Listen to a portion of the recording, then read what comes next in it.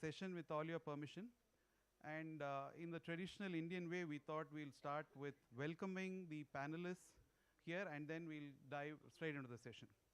Right? I'm going to, call on in no particular order, in the order of how they are seated. Dr. Vijay Kumar from MIT. Thank you so much, sir. May I request Nilachal Mishra? Nilachal Mishra is the leader for our government and public sector advisory. For those of you, most of you know him, for those of you who don't. And he's been the force behind making this happen. Thanks, Nilachal. And next, Ashish Kulkarni. Ashish Kulkarni is the founder director of IICT, which you would have seen in the budget so much, but it's been around for more than a decade. Thank you so much, Ashish sir. Nilachal, please welcome Ashish. And then we have Dr. Manish Kumar. Most of you know Dr. Manish Kumar.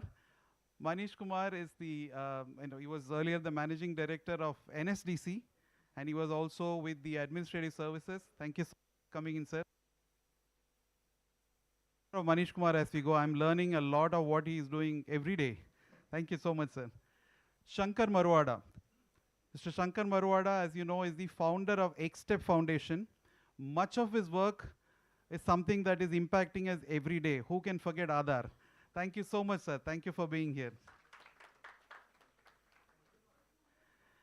And a heartfelt thanks to Dr. Ramesh Raskar, professor with MIT Media Labs. He's been so kind enough. Professor Vijay Kumar and Dr. Ramesh landed few hours before in India, and we are thankful for them for turning in here. Thank you, sir.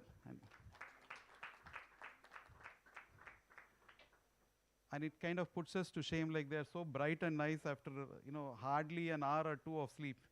So before the procedure, I understand, is there going to be a photo op before we start? So if I request that we have a photo of the panel before we start.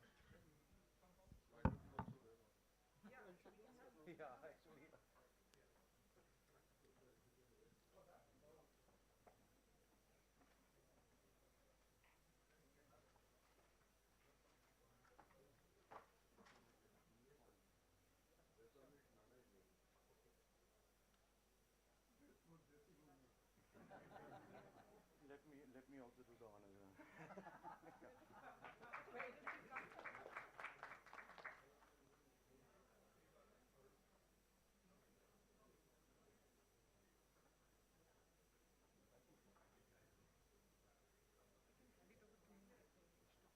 So if you wish to, you can hand it over to me. I can keep it.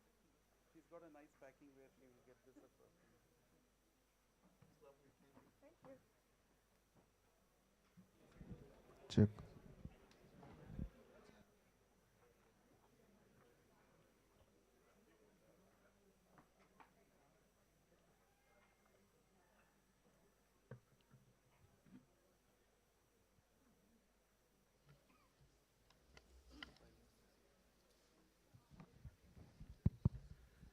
Honorable Minister Shri Ashish Sood couldn't join us. He's perhaps on his way, and unfortunately we're starting on time and there are multiple sessions, so we are going ahead with this.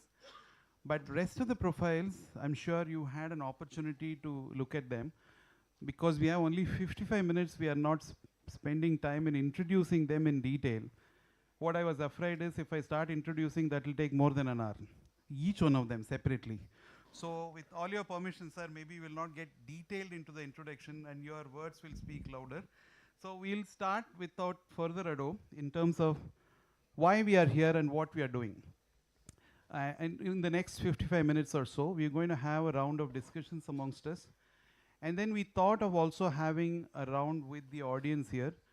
My request there, I'll repeat this rule as we go. You will have about 30 seconds or so to air your thoughts about the session and what you think. And what we'll do is we will stick to that 30 seconds to 1 minute so that we can have as many views as possible. So we'll come to that a little later. Let me start by the topic itself. AI and the future of skilling, strengthening human resources and transformation of higher education institutions. It's a long one, it's a long topic. We thought through this and then we realized The future is more skilling, whatever the word means, it has multiple connotations rather than degrees and diplomas and other things. Already we see a lot of youngsters, and I see a lot of young faces here who say, what I need is what I'm skilled at, what I'm competent, and not necessarily some paper that says I'm so competent and other things. So we are looking at future of skilling from the perspective of how it is going to transform educational institutions. And why is it important? AI is the buzzword now, but the disruption is not as if it is new. I go back to similar such disruptions that has happened in the past. In the 18th century or so, when industrial revolution happened, people said machines are going to come over, they are going to be so efficient, they'll take away all our jobs. There's not going to be anything for us to do, and we are all doomed. So then it was more agriculture and trade and other things. Then manufacturing as an industry came. Nothing lost. The economy just got bigger, more people got jobs, and more prosperity happened. More recently, when the computers were introduced, I was young and I was a student then, everybody said, computers have come in, they're going to think for humans, we don't have any more jobs. And there are dharnas and other things happening, computers are taking away our jobs. Of course, there were changes that happened, more new jobs created, some of the jobs went away, but the economy improved, more jobs happened, more competency came into, and nothing changed and life went on. When internet happened again, similar stories happened. They said internet has come. It's now connecting everybody. I was overawed with the World Wide Web and how information, and it changed some. As consultants, we used to make a living out of gathering information, collating it and giving to our clients. And suddenly that was gone. There was internet that literally could give you access to anything and everything. Once again, people thought, there's not going to be any jobs. Just that ordinary mails became electronic mails. Ordinary commerce became electronic commerce. It continued, there were more jobs, and the only difference, I guess, is certain things vanished. And I don't know, some of you would remember it was called Department of Posts and Telegraphs once upon a time. Telegraphs was unceremoniously dropped, and it became Department of Posts. So the changes did happen, but it also introduced a whole new things like, for example, your social media happened, Apple happened, Google happened, and things, now you see jobs that are happening in a big way.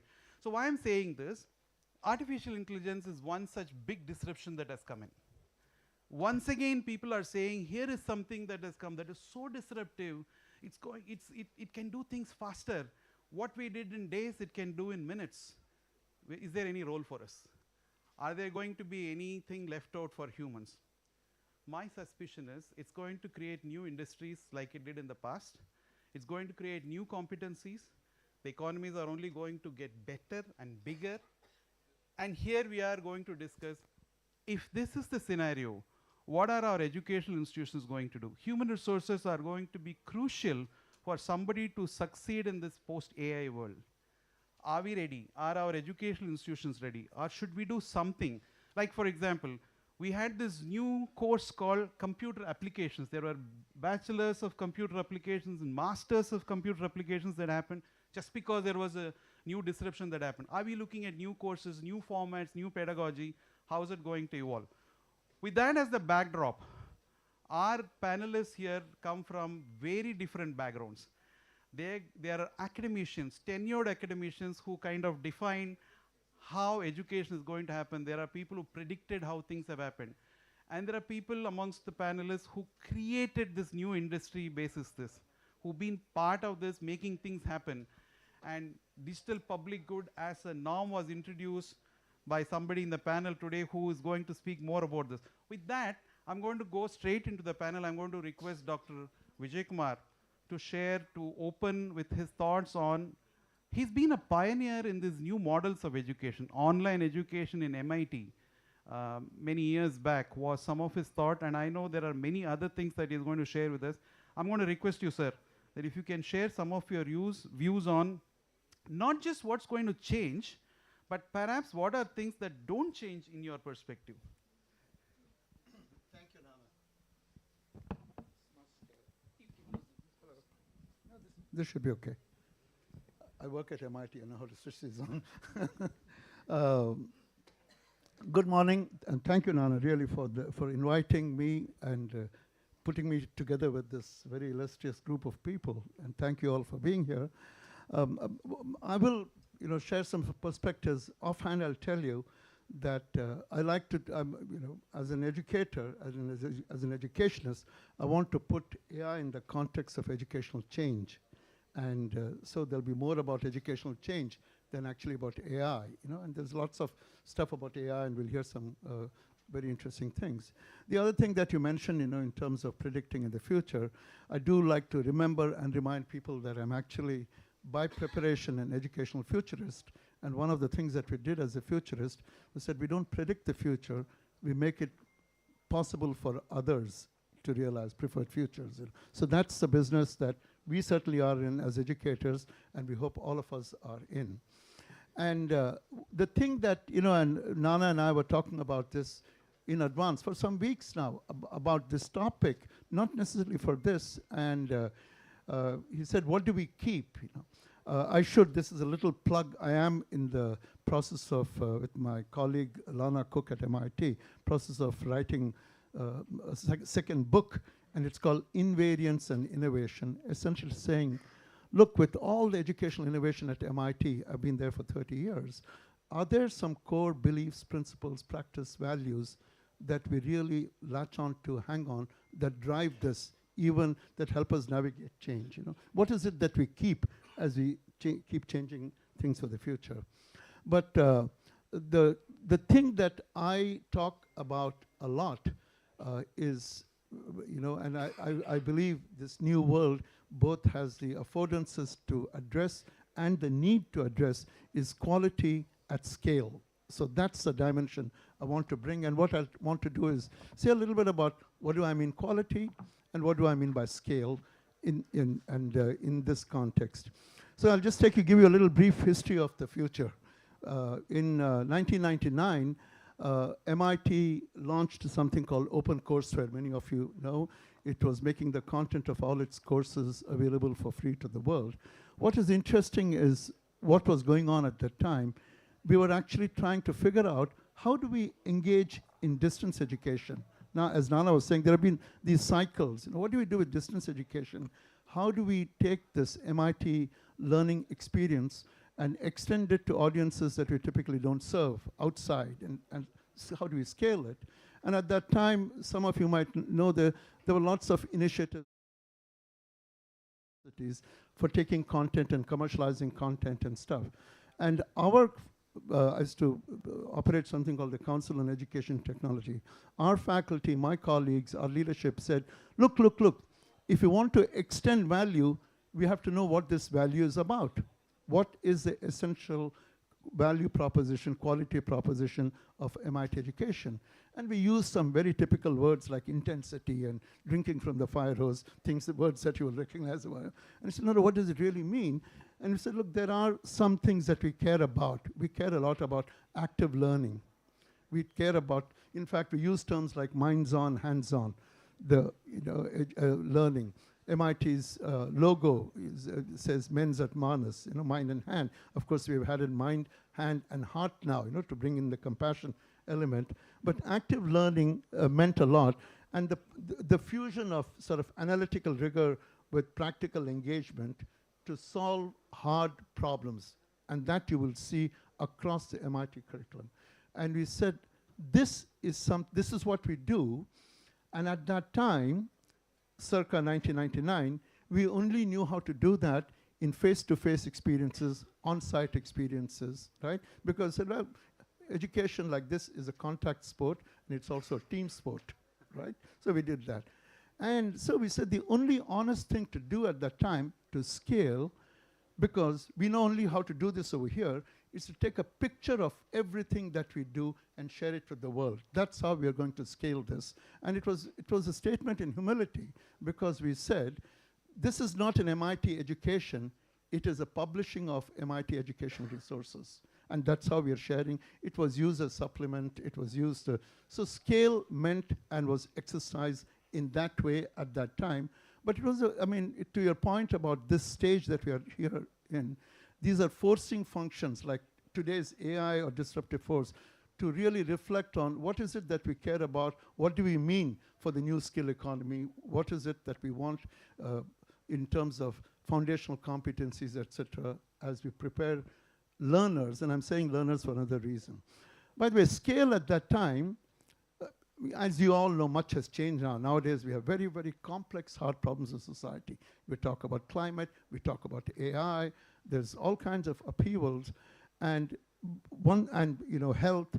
And one thing that is clear is that the problems, global problems of society cannot be solved in individual disciplines. You need cross-disciplinary, you need to transcend boundaries of discipline, right? And the other thing that we say, yes, all that has to be done, and the hard problems increase their hardness because of this complexity, but you still do those hard problems. But we do not want to lose sight of the fact that we want this active, practice-based learning experience, and say, how do we do this in this new world?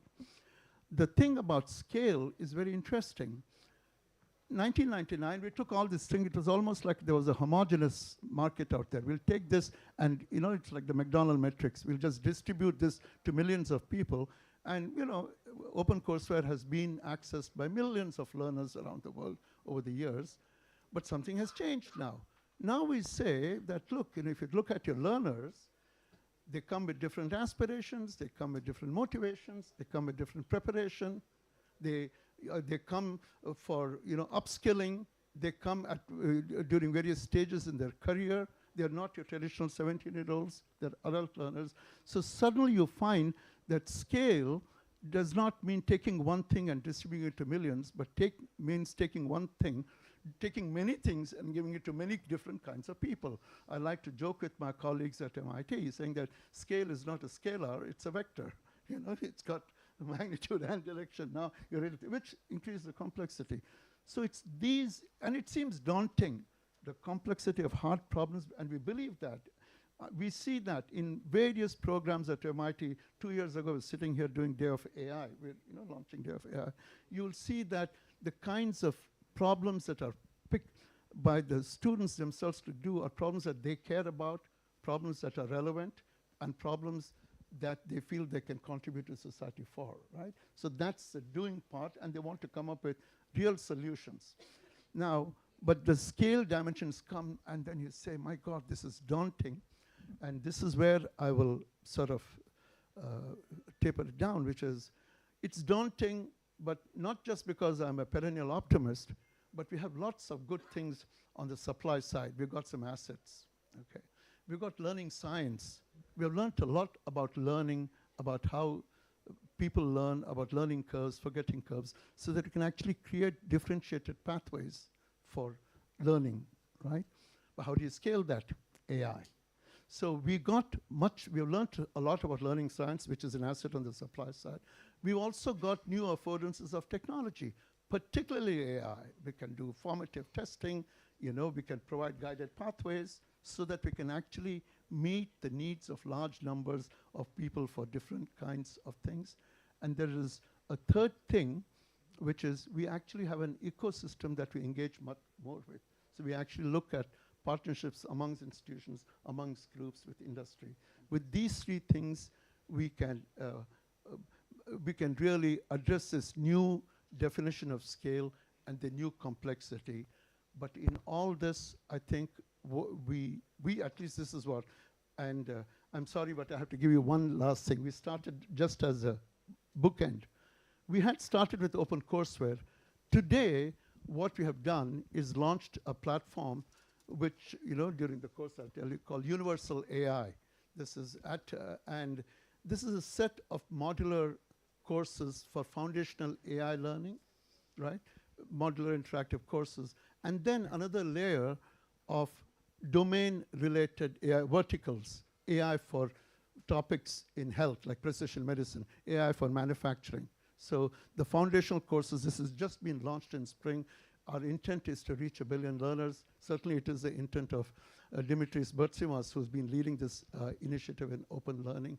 And Universal AI has all this. It's modular, it uses AI, provides different pathways for learning. Fantastic. So that's today's version of our open courseware in this. It's universal learning, and the first offering there is universal AI.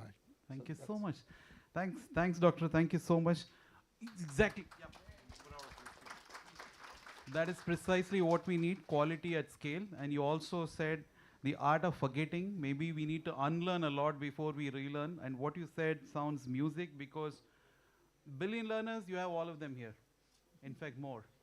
So we are eagerly looking forward to not just quality at scale, but also some of the AI related stuff, because at one level we don't understand what is there, but another level we are hungry. And as typically Indians too, once we get onto it, we move fast. So we are looking forward to some of those things. Thank you so much, sir. It's my honor now to introduce and request Ashish Kulkarni. Ashish Kulkarni is, I call him the father of the AVGC XR revolution that has happened. I don't know if some of you know, the term AVGC was coined by Ashish.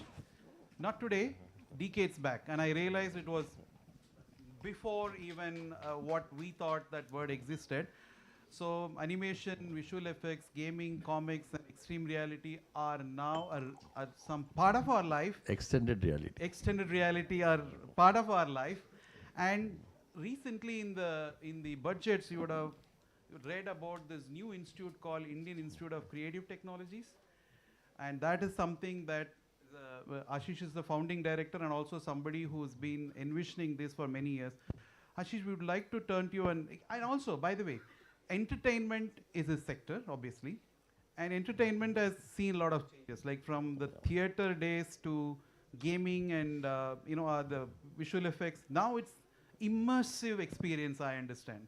So where is this heading, and where do you think AI can help, and what in fact is the reason why educational institutions, and we had the great opportunity at KPMG to work with Ashish ji on some of the new age institutions that he's building. So what is your take on, what's the impact on institutions for that, sir? Well, as far as the media and entertainment is concerned, AI pretty much has entered every single aspect of our business, right from graphics to even writing scripts to giving you the final video and also creating something which is, of different scale altogether.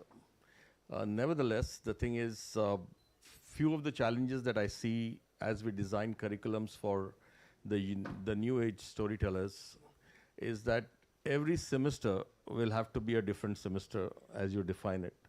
Because the foundational skills are the ones that you can actually look at going early. India, unfortunately, with the first education policies, didn't have creative arts, performing arts, design and sports into the mainstream curriculum. And it's kind of coming in only after NEP 2020. And that too after the 6th grade onwards, from 6th to 12th grade. So one of the aspects that IACT that we are doing is to really look at a foundational pathway for kids to find their, like you do physics, chemistry, mathematics to go to engineering, physics, chemistry, biology to go to medical, and then the commerce pathway. We are creating a pathway for design, storytelling, filmmaking, and sports with a base of creative arts and performing arts, and we consider sports as performing arts too. While doing this, we realized that, of course, AI is impacting us really into every single process that we have, and from ideation to script to screen, we have 52 different processes. And today, we cannot think of any process which cannot be done by AI and cannot be done at scale. The issues are still there, but the issues can be sorted out. There are few things that we are looking at beyond AI at this point in time, to be precise, because our business is not only about artificial intelligence. Our business is mostly about emotional intelligence, because the storyteller is the one who is emotionally evolved and emotionally intelligent person. Because you start watching any film, you get hooked to a film, and you want to continue. Just give me hands up as to how many of you watch web series these days? Most of you do. Can you also tell me if a new season gets released for 10 episodes of 1 hour each, do you watch it over 10 months? Do you watch it over 10 weeks? You want to watch it within the first 24 hours. You know why? Because the storyteller is an emotionally evolved person. He's an emotionally intelligent person. And that's what goes into the storytelling. The way they start the story and the way we end the episode, you cannot resist going to the next episode, come what may. So the issue is now, even with the complete AI ecosystem on the other side, which is the distribution and the marketing side of it, and the reach side of it is also phenomenally higher. India is the greatest case study of all. We have 700 million active smartphone users. In 2027 will be about, 1 billion active smartphone users with access to good data at the lowest prices. And people have an access to the content in the best possible way, and that goes into the gaming ecosystem as well. So what I call it, as we actually have decided to set up Indian Institute of Creative Technologies, which actually got sanctioned after 20 years of hard push. But nevertheless, it's a great beginning. And when it comes to formation of schools, and I had to put my foot down, and people say that let's have an AI school and all. And I said, AI can be a center of excellence. But the school that we have is a school of emerging intelligence. Because we are going to deal not only with AI, we are going to deal with emotional intelligence, and we are also going to deal with behavioral intelligence. And I have said digital behavioral intelligence of people who actually have devices and different screens. We are in the screen era today because come what may, about 4 hours to 5 hours or 6 hours you spend in front of some screen or the other. So we call it a screen era. And in the screen era, there are different kind of content activations that AI is enabling us right now in the process of creation. One is that we create films, we create web series, we create a whole lot of things which are passive creations, where you are watching it and consuming it. You might get engaged with it deeply, even by watching it in a passive manner. The second is the extended reality and the gaming, where you are engaged with taking the story forward. And that's where your engagement is higher. And then extended reality is one that even your environment around you is going to change. You are inside the environment.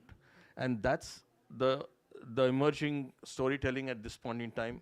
In various forms, India is making more than 150 odd museums at this point in time with a great technology that is getting used in various forms. And I'm lucky to be involved with quite a few of them. And the education has to really keep a pace with this. There was a time that, when you said you need to take this. Now the thing is that AI is creating that images for you. AI is creating that film for you. But you need to know whether what AI is given in output is correct for you to put it to the public. The role of an editor, that Rajkumar Hirani is one of the best editors that we have today. Whether that kind of an editor can be taken into the system, and whether that human in the loop, what we call it, can be avoided, I would say at this point in time, no. The thing is, that sense actually comes from the experience that is happening around you. And it will, of course, we know that it might also get overcome by AI in some time.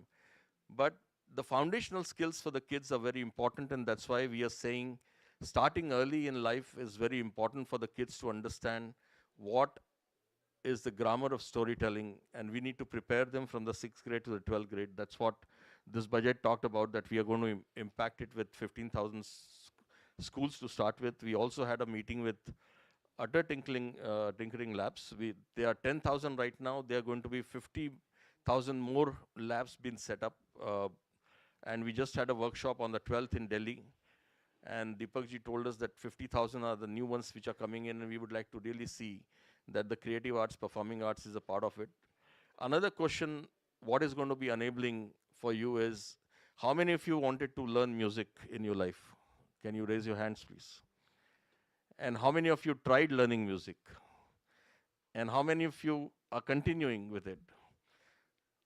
So the thing is, AI is now going to enable you to learn music online all the time.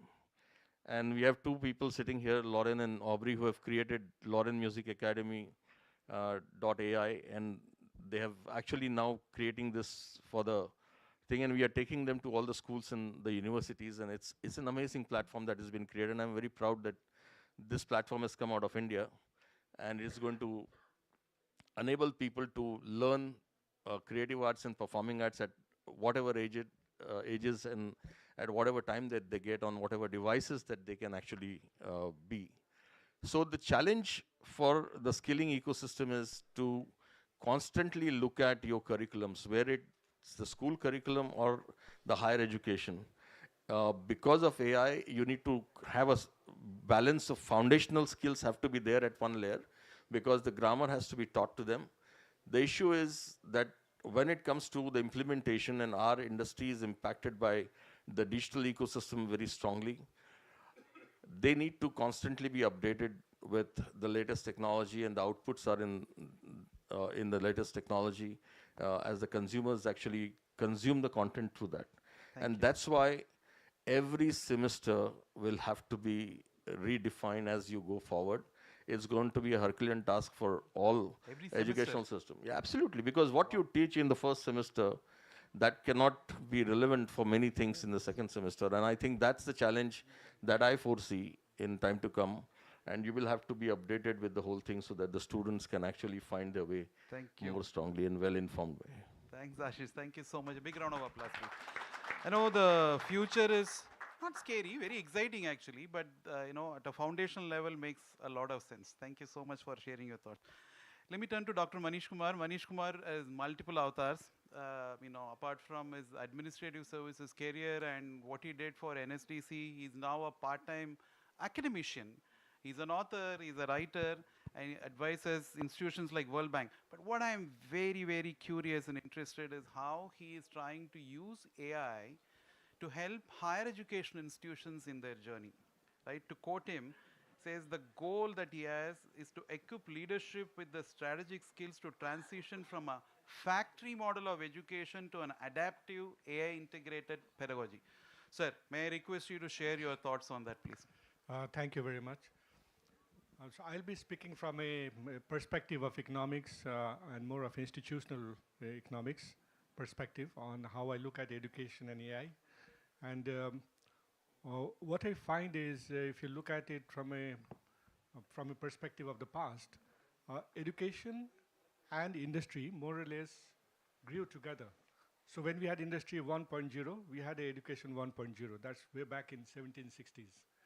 About 1870, we came to Industry 2.0, and that was the batch, the manufacturing systems that were being developed at that point of time. Education system also then adapted to that situation.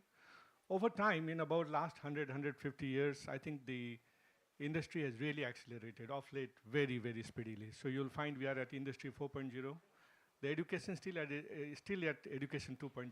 I think that's the biggest challenge that we have. There are, of course, efforts being made, including the National Education Policy of India, which is far much more forward-looking than its predecessor and trying to adapt.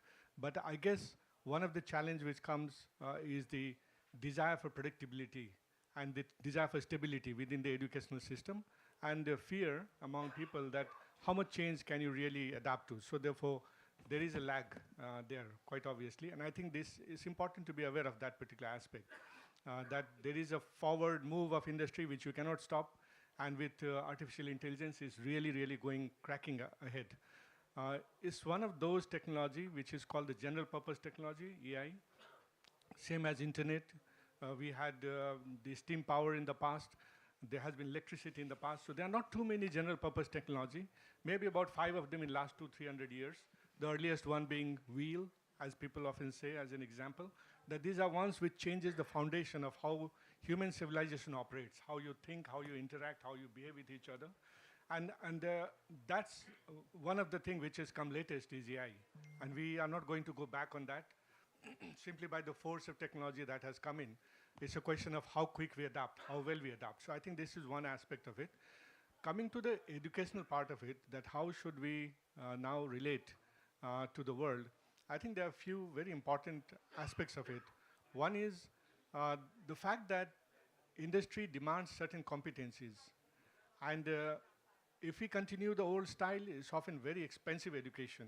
I have had friends in Harvard, in MIT, and various others often talking to me about extremely expensive education in US, whereas the industry seems to demand something very different, and that people need to reskill themselves when they actually go out to the industry. So the question was, how should we break it down? What is it that we should be doing? So one of the things which I strongly believe in is competency-based learning, because that's one way that you could convert every syllabus that you have into things that the industry needs.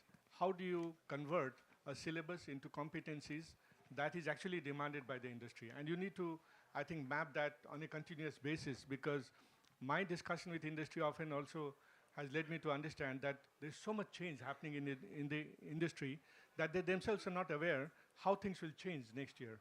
So just to give an example, if any of you have used Replit, which is one of the vibe coding tool, 1 year back it was chasing its own tail. It was pretty poor. But if you look at it today, it's very advanced comparatively, just in 1 year's time. So a lot of tools actually are very rapidly improving, and the technology is changing very quick. So industry itself actually struggles in a way to identify what is it that they will require in the coming years, and therefore the need that competency frameworks also keep changing, keep adapting to that, and then responding to the need of the industry. I think that's very, very critical. The second thing which I feel very important in the whole educational system is the speed at which I have noticed youngsters pick up the new tools extremely fast. They know how to do things, but they don't know what to do. So therefore, they are busy with gaming, making things, etc., which they enjoy. I mean, that's a good part of life. That's perfectly okay. The older people, people of my generation, for example, would know what to do, but to them, a Python is a snake. They don't understand that what is it that they need as a tool to convert that problem into something which is easy and solvable. So I think if you are able to make this intergenerational learning much easier, that you make people who understand what to do, sit with people who know how to do. If you are able to make these two work in a more informal kind of environment, not in the typical educational setting, but more in a mentorship kind of environment where there is a freedom to express and freedom to communicate in a much better way, I think that could lead to changes which are far faster than it is today. So I guess the AI is throwing us a lot of opportunity. There is need for a lot of lateral thinking. I think education system is not going to change overnight. Institutions don't change overnight. It takes time. But realization that change is necessary, that on fringes you'll have to add new things, and you have to become much more creative together with AI. I think that's very critical. That's how I think we can make best use of AI. So that's what I think at this point of time I'll add. Thank you, Manish. Thank you so much. A big round of applause, please. As usual, Shankar put in some really wonderful, fundamental, far-reaching things in his own simple manner. Everything, except, including that silver economy bit that you said, like, the older people coming together with younger people. We are trying our best. Let's see how it happens. But AI is going to provide perhaps some recourse there. It's my pleasure now turn to Shankar Marwada. I'm sure all of you know Aadhaar. Is there anybody here who came in without Aadhaar? Here is a person who made it happen. Co-founder of XStep Foundation. Not many of you know that he had a very thriving marketing career. Their loss is our gain. So thank you so much, sir, for being here. My question to you is, you've been in the forefront of this digital public good. The digital infrastructure for education is something that you're creating. What is your guideline? And obviously there are going to be more and more people who are going to jump into it, and that's why it's called digital public good, right? There are others who are going to come into it. Are there any guidelines, any learnings, any pearls of wisdom that you want to share with people who want to be part of this digital public good, and what is your views on how that will impact the education system? Thank you, Nana. First of all, it's wonderful to see a packed audience at first day of an AI Impact Summit at so early a time. 2007, I sold my company and was looking to do something good for society. That's how I went into a lot of the work we did. My son was born in 2006. He will graduate a couple of years from now. If you look in these, and that time my paranoia was, if I, as a successful, wealthy Indian, do not do something for India, I was envisioning a civil war in India by 2020. The gap between haves and have-nots, if you project that. And 2026, we're doing pretty well, right? Now, what happened in between was when problems are growing non-linearly, our solutions cannot grow linearly. The gap will only increase, and that stress will result in some kind of a fracture. So we need our solutions to also grow non-linearly. And that is how a lot of you have Aadhaar. Anybody who's not used UPI in this hall? Okay. Anybody who's not used DigiLocker? Okay. Anybody who's not used Digi Yatra in airports? So, all of this, how do you take something to the scale of 1 billion plus in a country as large and diverse as India again and again and again, right? We did something and then you have to create a word for it. It's called digital public infrastructure. So India has now more than a decade of experience of coming up with non-linear ways of handling problems that are growing non-linearly. Why is this important now? AI is the ultimate non-linear disruptor of this generation. We saw internet when we began, but this is going to be much bigger. When the year my son was born, 2006, if somebody told me that there's actually a career for people who travel and take videos of it and allows others to see, somebody who cooks, takes videos of it and allows others to see, so on and so forth. And these guys will be millionaires, and that will be their profession. I would say, take a hike. But we are the largest YouTube content creator economy in the world, and there's a word for it now, orange economy. And thanks to people like Ashish, that will only grow exponentially. If somebody told me that a youngster, while still in college, to get his pocket money, has become a gig worker who will deliver stuff and get money as much as anybody else would make at entry level, I would say take a hike. Because what do you mean you'll deliver and make money? So the gig economy, 10 million jobs now, right? Two professions that did not exist when my son was born. The child who's born today, who will graduate in around the time of our Viksit Bharat goal, 2046-47, we don't even know the next 5 professions that are going to come up. And as Manish put it beautifully, education is growing linearly. It caught up with IR 1.0, 2.0, and rapidly fell behind. How do we have a realistic chance with our demographic of training them now for careers that don't even exist? There's only one way, as I see it. That is using the principles of digital public infrastructure here. What do I mean? Currently, while we are doing very well as a country, a lot of people face a lot of severe bottlenecks. One, if you're in some village and if you haven't learned English or Hindi, your prospects of learning, forget earning, your prospects of learning are severely reduced. Two, as we are transitioning to a digital economy, we have seen the benefits of DigiYatra. But a lot of people still live in the world of paper. Why? Three, to find market access, where are jobs, where can I get trained, right, is difficult. Can that be changed? Can I find around me? You can find pizza around you. You can find cabs around you. Can you find jobs around you? Can you find skills around you, right? So there are these structural bottlenecks like this. Using a DPI example, what does it mean? If there is a way where we collect high quality data, language data, that allows anyone to use it for voice services in Indic language, then anyone can learn anything anywhere. With AI, as my fellow speakers have said, the only gap is motivation. If you're motivated, 20 years ago, if you're passionate about cooking or if you're passionate about music, you would have got slapped by your parents if you want to say that I want to take that as a career, right? Going forward, this will be the norm. Unless you're passionate about engineering, I would advise anybody, do not get into engineering. Do not get into what you're not passionate about, because that may not exist by the time your children graduate. So given all of this, the way India has created a shared capability, one, Aadhaar allows anyone to use it in whatever way, whether you're getting a SIM card, a bank account, etc. By the way, this is not rocket science. This is the reason why we have roads. Somebody builds roads, somebody else builds cars. What is non-linear? The road maker does not care whether you're driving a horse cart, bullock cart, hydrogen, EV, autonomous. Let non-linear scale come. We will take advantage of it, right? That is the philosophy we have been doing for the last 15 years, and that is what we will do in the next 15 years. How do we prepare our children?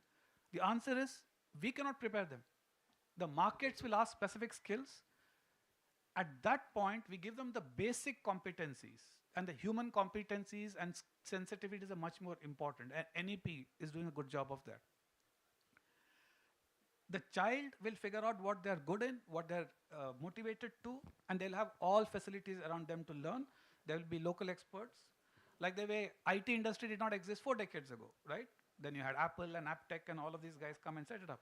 We will find, thanks to people like organizations like ICT, many small organizations, institutes, entrepreneurs who will set this up. We need to trust that the market will innovate for the industry needs by finishing that and providing skilling. If I went somewhere and got a skilling course on editing, how do I know it's genuine? So you need to reduce the cost of trust in the digital world, in voice, in Indic AI, in the world of AI. All of this can happen much easily. And by the way, this is already happening. I don't have time to go into the details. I'm not talking science fiction, right?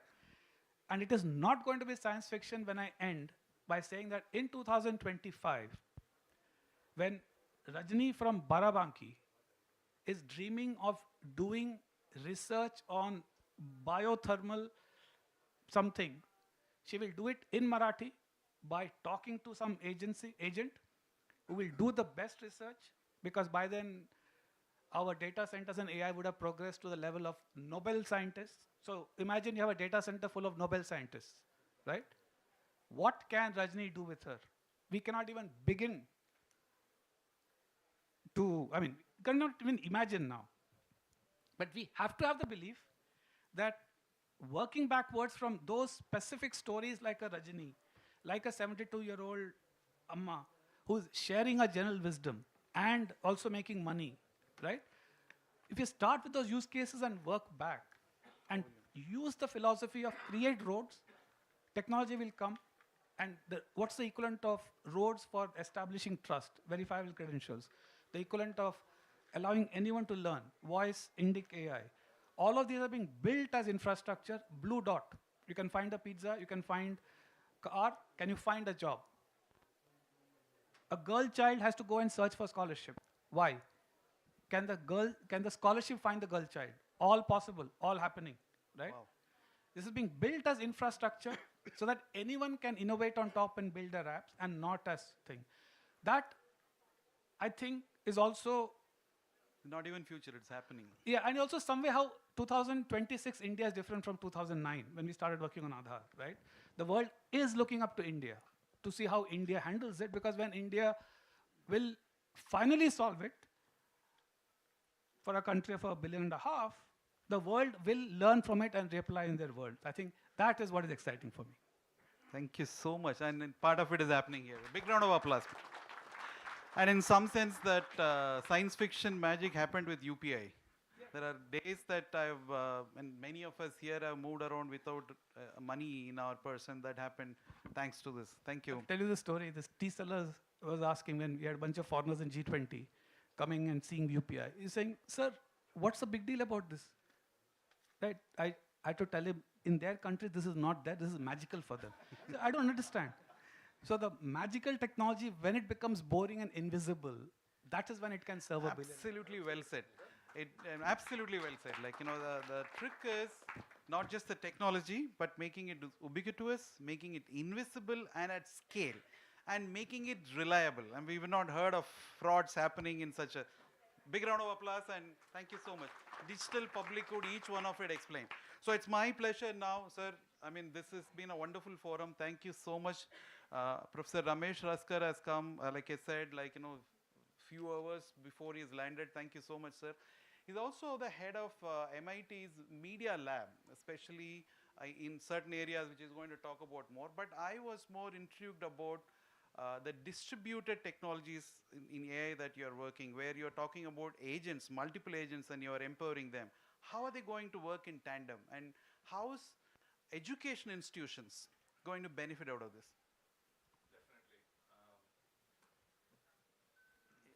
Thank you. Thank you for having me here. I feel like this is the very first session where I'm the opening batsman for the India AI mission, and we're playing more like Kishan than Abhishek, by the way. So it's good to be here. By the way, I'm not the director of the MIT Media Lab, but I'm a professor at MIT. Mr. Shankar, I just want to say that every time you say, by cooking, by doing TV shows, but take a hike. I want people to start doing hikes and still make money. I would say, we are in a very difficult phase right now. I think the moment you described back in 2006, we thought this could be the world of haves and have-nots.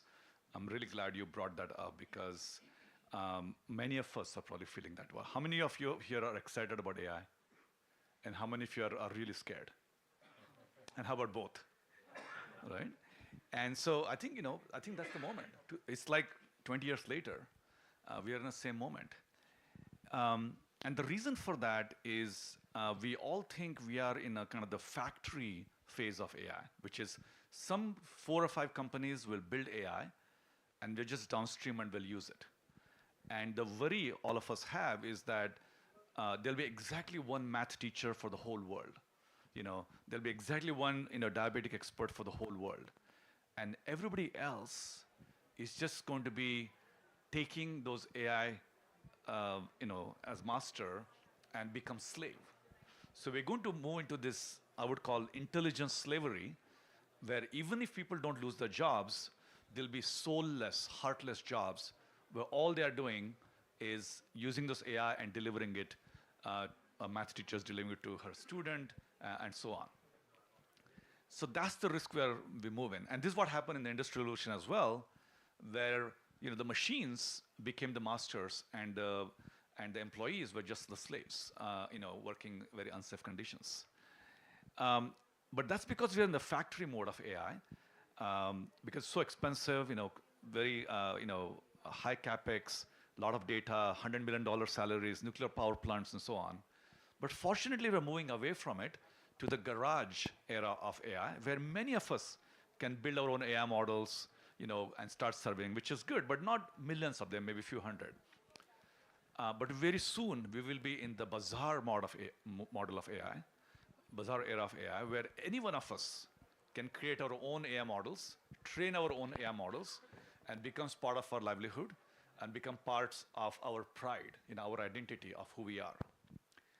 And once we move to the bazaar model, what we just heard from Mr. Shankar about the discovery and making this multi-sided marketplace becomes very critical. And there's only one country in the world that has that bazaar model already figured out. Like we heard, the student should be finding the scholarship should find her. And when we switch this push and pull aspect of it, there is only one country that has done that, and thanks to DPI, we know which country that is.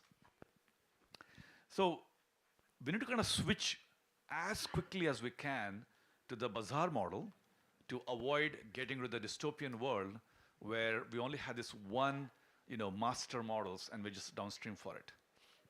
So that's kind of one aspect of it. The other aspect of it is what does it mean to have our own micro AIs? Now, if every one of you, take an example of, say, PowerPoint, right? I mean, yes, Microsoft might sell PowerPoint, but your slides look very different than my slides. By the way, my slides look more beautiful than you, I think. I would like to believe, you like to believe the same. And the pride that I have in the slides I have made is not a pride I give to Microsoft. I take the credit for that myself.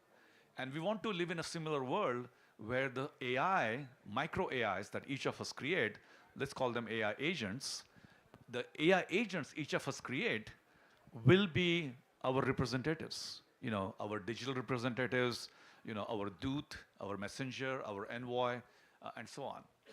And that certainly requires us to think in a highly decentralized way, not in a centralized way. And again, DPI makes that possible. So when it comes to education, when it comes to health, when it comes to travel, when it comes to energy, decentralization is kind of the strength of the DPI model. So what does it mean for us in the skilling aspect for DPI? We just heard earlier that you'll have access to hundreds of Nobel laureate quality scientists at your fingertips, through these AIs. But I would say we need 1.5 billion, Nobel laureate equivalent experts in this country, because each of them has so much to offer, but because of friction, they're not able to contribute to the economy because they're in a village or because they didn't get the right kind of education. But the agentic world, the agentic web, is going to be a massive equalizer. And that's what we're excited about. And this is my research for the last 10 years. We call the internet of AI agents. So it's not about AI, it's not about AI agents, but the internet of AI agents. And a small plug, that's what the project Nanda stands for. Always joke with Nandan Nilekani that it's kind of named after him, but forgot to put the N. So Nanda stands for Network AI Agents in Decentralized Architecture. I know it's a long mouthful, but it's also the name of my sister. And so go to projectnanda.org. And I think the opportunity for all of us is to change the mental model, because we're going to transact without banks, we're going to get care without going to the hospitals, but more importantly, we'll get education learning without building more schools. So this is a very interesting phase for all of us as we think about the skilling of the nation. Thank you so much, Doctor. Thank you so much. It's been wonderful. Unfortunately, what's happening is in this 1 hour time format, before we go out, the other team is just nudging and pushing us in before they actually pour in. Maybe we need to stop here. But thank you so much for being such a lovely audience, and thank you all for sharing your thoughts. And these are so much that each one of them could go on for more than a day, and there are so much to learn from them. It's my pleasure now to give away some small mementos, and I would request Nilachal and Pierre Stefano. Pierre Stefano is the EMA head of Government Advisory for KPMG Global. Unfortunately, we wanted audience to speak, but we definitely don't have any time at all, because like I said, it's a very strict timing that we have. So may I request Pierre and Nilachal to give away a small little memento from our side, along with the shawl that is wrapped inside. But thank you so much. Thanks so much for being such a lovely panelist and wonderful audience. Thank you so much for turning in. Hope you found it useful. We'll have more of this. We have 5 days to go. Thank you so much. Good day.